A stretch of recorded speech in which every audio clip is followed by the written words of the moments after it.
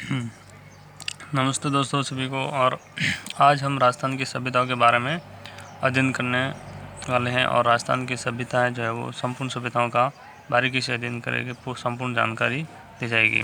कालीबंगा सभ्यता जो प्रथम जो है वो सभ्यता स्थल माना जाता है राजस्थान के अंतर्गत। और जो कालीबंगा कहाँ है, कैसे, क्या खोजी, क्या क्या प्राप्त हुई इसके अंतर्गत, वो सारी जानकारी हम प्राप्त करें। जो कालीबंगा जो है, कालीबंगा शब्द का अर्थ क्या होता है?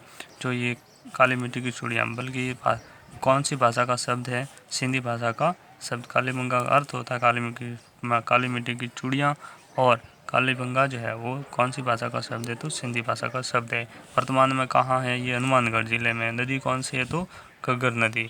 देखो, और इसका जो सर्वप्रथम जो संकेत किसने किया था? एल्पिटेसी तोरी नामक एक व्यक्ति था, इटालियन विद्वान, जिसने कालीबंगा में प्राचीन सभ्यता होने का संकेत करने वाला प्रथम व्यक्ति था। खोजकर्ता कहे तो कौन थे? अमलानंद घोष 1952 में। उत्खननकर्ता कहे तो 1961 ब्रजवासी लाल और बालकृष्ण थापर। और यहाँ पर कितने टीले मिले? तो 2। खोज अमलानंद घोष 1952, उत्खननकर्ता 1961 ब्रजवासी लाल और बालकृष्ण थापर। यहाँ 2 टीले का उत्खनन हुआ था। पूर्वी टीला जिसको नगर टीला कहते थे, पश्चिम टीला जिसको दुर्ग टीले के प्रमाण मिले, अन्यथा जिसको दुर्ग टीला कहा जाता था। और ये दोनों दोहरी प्राचीर युग से माना जाता है। यहाँ 2 प्रकार के जो सभ्यताओं के प्रमाण मिले, प्राक हड़प्पा और हड़प्पाकालीन। प्राक हड़प्पा का मतलब होता है हड़प्पा से पहले, और हड़प्पाकालीन का मतलब होता है हड़प्पा के समय।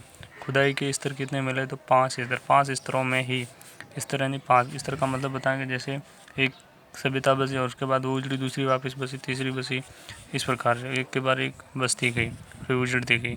तो प्राक हड़प्पा, हड़प्पा यानी हड़प्पा से पहले, और हड़प्पाकालीन यानी हड़प्पा के समय। हड़प्पाकालीन जो स्तर था उस समय की, यानी 5 स्तर हो गए।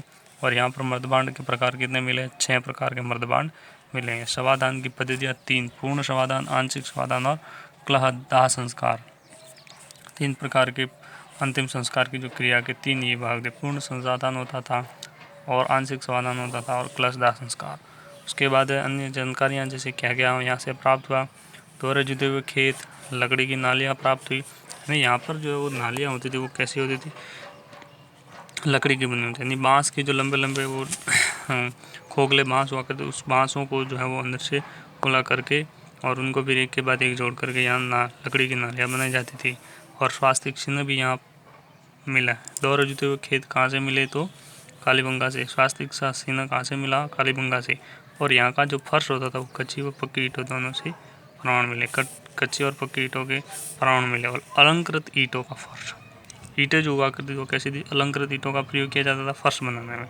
और यहाँ पर सड़कें होती थी वो पर कैसी काटती थी? समकोण पर काटती हुई सड़कें। क्या थे? समकोण पर काटती हुई सड़कें।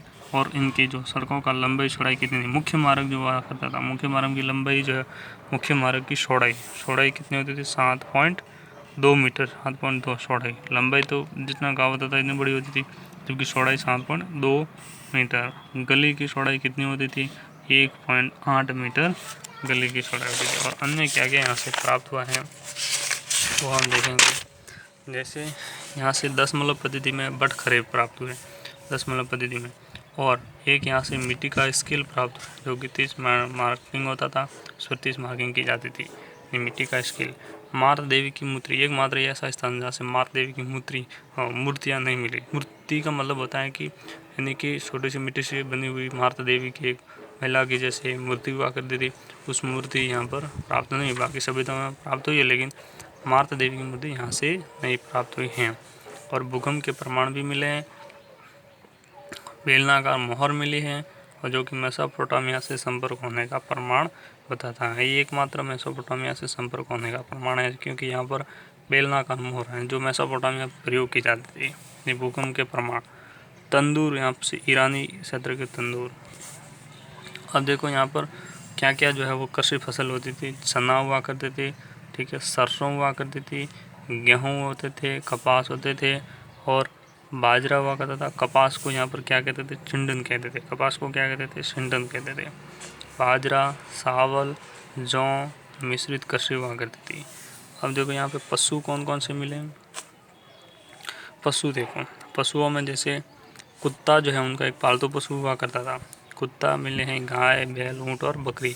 कुत्ता, गाय, बैल, ऊँट और बकरी, इनके प्रमाण यहाँ पर मिले कि भाई ये यहाँ जानवर पाले जाते थे। जबकि कुत्ता जो होता था वो उनका पालतू जानवर हुआ करता था। अगर पूछा जाए कि हड़प्पा सभ्यता, मोहनजो और कालीबंगा का जो है वो पालतू जानवर कौन सा था, तो कुत्ता। और ताम्र की बैलगाड़ी, तांबे की बनी हुई एक बैलगाड़ी प्राप्त हुई है। फिर यहाँ से 1903 में कालीबंगा संग्रहालय की स्थापना की गई। कालीबंगा 100 ईसा पूर्व की सभ्यता मानी जाती है। कई बार पूछा जाता है कि कालीबंगा जो है कौन सी ईसा पूर्व की मानी जाती है, तो 100 ईसा पूर्व की सभ्यता मानी जाती है। अब यहाँ पे देखो, पश्चिम टीला, प्राचीर का एक उत्तरी दरवाज़ा जो है वो कुलीन उच्च वर्ग के लिए हुआ करता था तथा दक्षिणी दरवाज़ा सामान्य वर्ग के लिए होता था।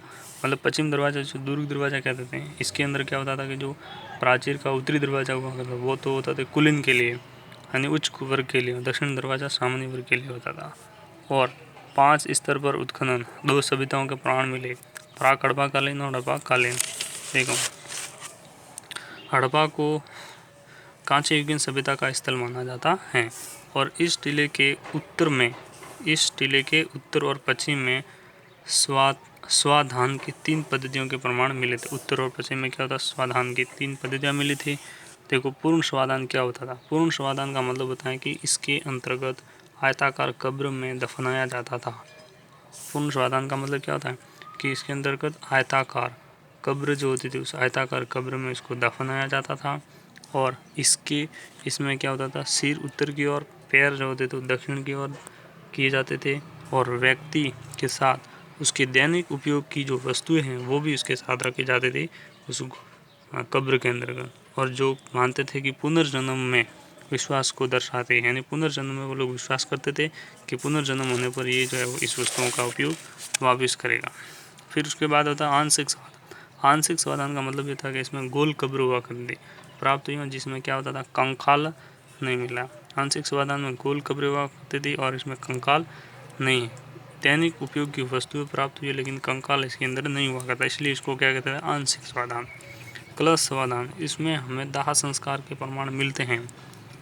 कलश संस्कार का मतलब होता है कि इसमें दाह संस्कार का तो प्रमाण मिलते हैं। दाह संस्कार के बाद अस्थि व राख को कलश में डालकर, यानी कि दाह संस्कार के बाद क्या होता था, अस्थि व राख होती थी, उसको कलश में डाल करके उसे गाड़ दिया जाता था, यानी अस्थि, इसलिए इसको कलश दाह संस्कार कहते हैं। क्योंकि अस्थि और उसकी जो राख होती थी उसको कलश में रख करके इस गड्ढे में काट देते थे, इसलिए कहते हैं कलश समाधान। इसी तरीके से हम आगे आने वाले वीडियो में राजस्थान की दूसरी सभ्यता पढ़ेंगे, आर्य सभ्यता है वो पढ़ेंगे। और इसी तरीके से राजस्थान की सभ्यताओं का सीरीज जो है वो कंप्लीट करेंगे। थैंक यू दोस्तों। और अगर नए हो इस यूट्यूब चैनल पर तो सब्सक्राइब ज़रूर करें, लाइक ज़रूर करें और शेयर करें। Thank you.